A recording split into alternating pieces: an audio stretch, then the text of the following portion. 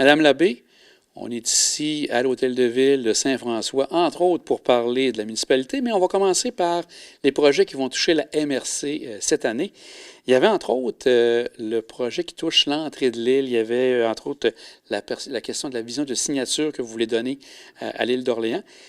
Quels ont été les sujets qui ont été discutés avec les autres maires à ce moment-là? Oh, merci. Du côté du projet signature de l'entrée de l'île, on a eu des rencontres avec des consultations aux citoyens, on a fait des analyses avec une firme et on a évolué là-dedans. On a eu peut-être 3 rencontres à date. On est rendu du côté des esquisses. La firme Urbain va nous préparer des esquisses avec tout ce qui a été donné comme suggestion. Qu'est-ce qui pourra se faire à l'entrée de l'île? Et puis, suite à ça, on va regarder qu'est-ce qui va se faire. Faut être conscient que ça ne se fera pas dans une année. Ça va se faire sur long terme. On va prioriser certaines choses, mais les gens vont avoir participé à ce projet signature-là. On est bien contents, on a eu de la participation. Et en même temps, donc, ça ne touche pas que les maires en tant que comme préfet de la MRC ou le maire de Saint-Pierre. Ça touchait tous les maires qui ont pu donner leur point de vue et leurs idées. Effectivement, ça a touché l'ensemble de l'île d'Orléans, autant les maires que la population aussi.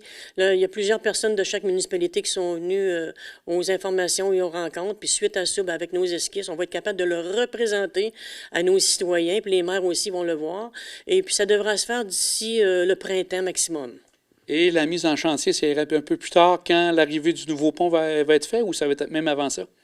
Ça devrait se faire, peut-être qu'il va se faire quelque chose fin de l'année 2023 ou 2024. Tout va dépendre de ce qui va être sélectionné comme priorité, parce qu'il y a des choses qui vont être sélectionnées, que ça va faire des changements de réglementation, etc., pour être d'être capable de faire le projet.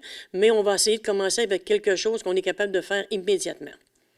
Aussi, cette année, il y aura la question des matières résiduelles qui va être importante pour la MRC. Quels sont les points à retenir de ce côté-là pour les matières résiduelles?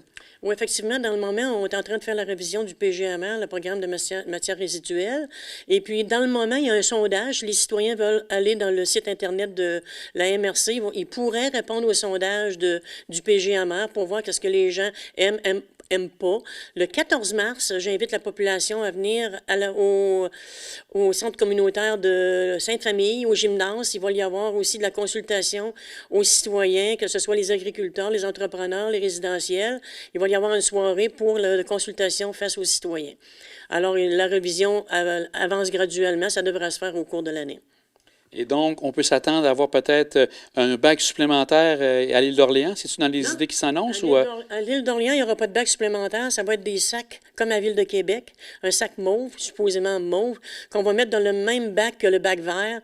Et à la biométhanisation, ils vont, où l'optique va être capable d'aller chercher le sac, puis ça va être mis à part. Un peu, je pense que la Côte de Beaupré vise le même élément, je crois. Oui, on devrait commencer probablement en juin 2023. Il y a aussi le programme de développement pour la MRC que vous souhaitiez qu'on glisse un petit mot. Quels sont les éléments de ce côté-là également? OK, le PMAD, c'est le plan métropolitain d'aménagement de développement. Dans le moment, ça, c'est supposé être révisé entre 5 à 10 ans. On est en train de faire la révision avec la CMQ. On travaille en concordance avec la CMQ, la MRC et l'ensemble de toutes les municipalités qui en font partie, les préfets. On voudrait que ce soit complété pour la fin, avant les prochaines élections, pour que ce soit les mêmes préfets qui soient sur le dossier, pour ne pas être obligé de recommencer du côté de la CMQ. Parce que quand tu arrives comme préfet à la CMQ, tu as beaucoup de choses à apprendre, puis là, on va être dans le dossier. Ça fait qu'il aimerait beaucoup qu'on finalise avant l'année de fin 2025, parce que les élections, ça va être en novembre 2025. On parle de développement durable, on parle de transport, on parle de tout là-dedans. Changement climatique, l'agriculture, on parle de A à Z. C'est une vision pour les MRC. Il y a aussi tout ce qui touche la protection des berges. Je pense que vous avez aussi des éléments que vous voulez regarder. Pas la préservation des berges, mais plus les milieux humides, je crois, que vous voulez regarder de ce côté-là. C'est le PRM-HH, il appelle ça le plan métropolitain, régional métropolitain des milieux humides et hybrides. Là, on l'a travaillé encore une fois avec les citoyens. On aurait pu ne pas impliquer les citoyens de l'île d'Orléans. On a préféré embarquer les citoyens pour qu'ils puissent donner leurs opinions. Et puis, on aurait pu faire ça avec les maires, avec les urbanistes et les aménagistes, mais les citoyens ont participé. Là, on est rendu que les maires ont reçu tout le processus qui a été fait et le plan. On est à le regarder. Il devrait être adopté soit janvier ou février pour être envoyé au ministère par après. Mais il ne faut pas oublier que c'est vraiment un projet de vision du futur pour les milieux humides et hybrides. Aussi, il sera surveillé, bien sûr, sûrement le pont. On va poursuivre les travaux d'aménagement pour tout ce qui touche l'entrée du pont. Ça se prépare aussi pour possiblement au printemps? Oui, aussitôt que le dégel va être passé cette année, étant donné que la grève des ingénieurs, on ne l'aura pas. Oui. Peut-être qu'on aurait été plus avancé, mais non, ça repart après le dégel. Et puis, on va commencer, comme on a dit dernièrement, ça va terminer le rond-point en haut. Il y a une partie du côté vers Saint-Pierre et une partie vers Saint-Laurent qui vont terminer, exemple, des trottoirs, quelques luminaires. Après ça, on va tomber dans le bas de la côte. Et puis, comme on avait dit, on va être au maximum d'éviter l'alternance. On ne devrait pas avoir d'alternance, toujours avoir une circulation. Et puis, oui, ça avance beaucoup. On va toujours aussi recommencer, comme l'année passée, d'avoir un lien avec le ministère, le MTQ, se réunir au moins une fois semaine ou deux pour débuter. Après ça, bien, au besoin, on devrait se réunir au moins une fois semaine. Ça a été très, très efficace. L'année passée, avec ce qu'on a vécu, on a pu se réajuster sur certaines choses. Ça va être la même chose cette année pour tout l'été. Puis on aimerait aussi garder un lien après.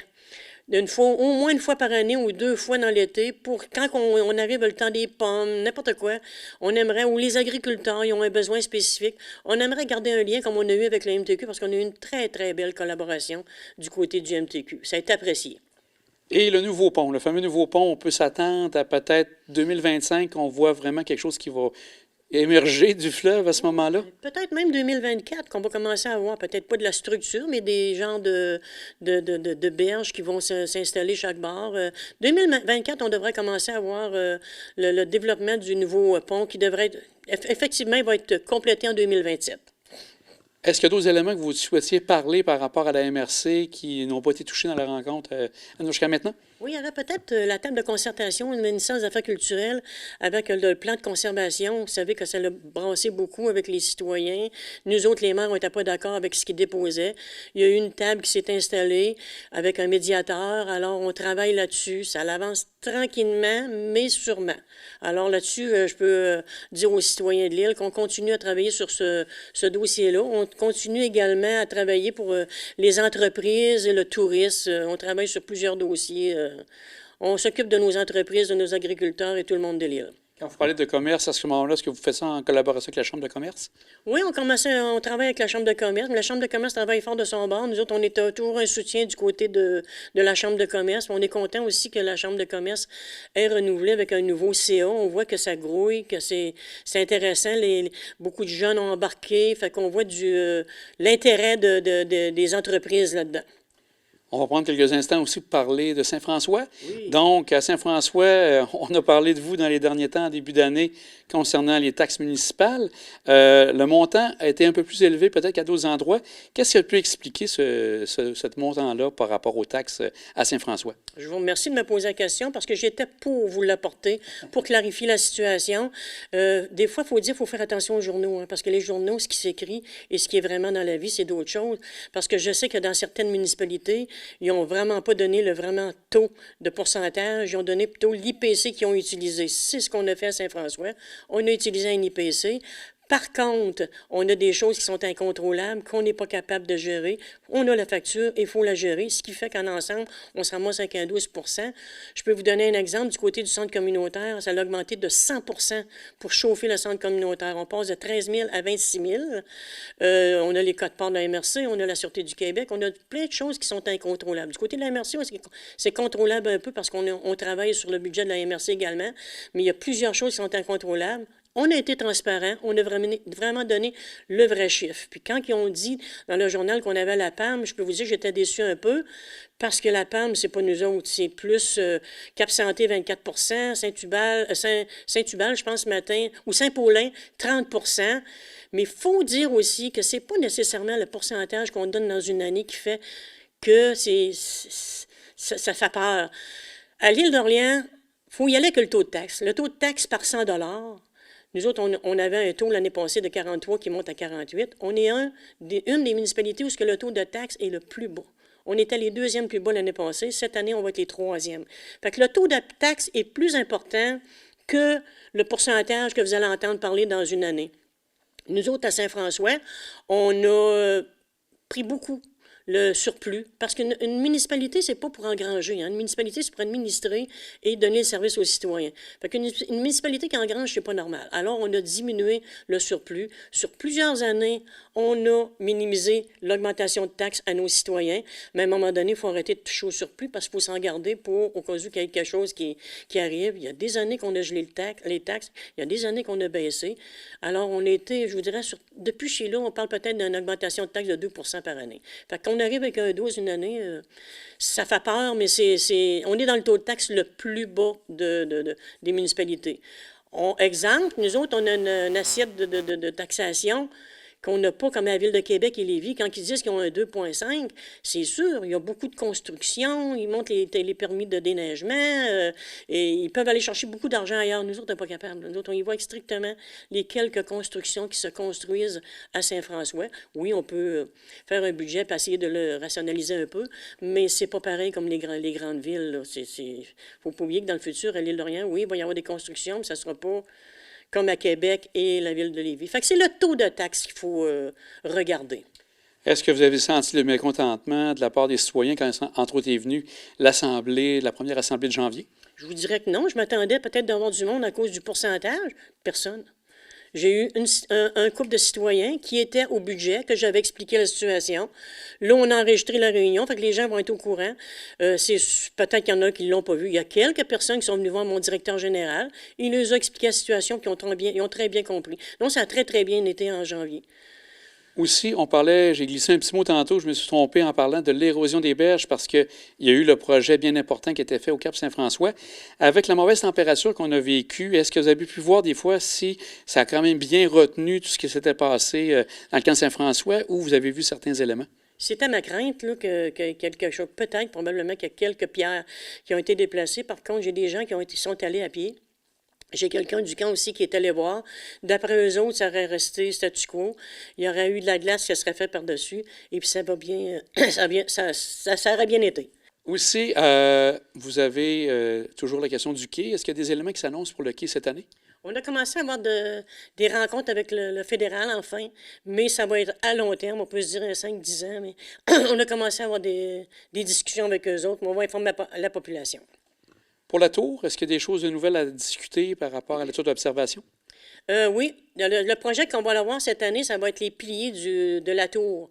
Ils sont dans les années, il va falloir qu'ils soient restructurés ou renforcés. C'est notre projet qu'on a en cours d'année cette année.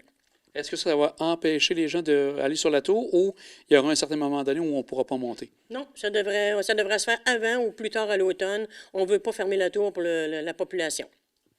Madame Labbé, c'était très intéressant. Une première rencontre 2023 très intéressante. Puis un grand merci, puis à très bientôt. Je vous remercie beaucoup. Au plaisir.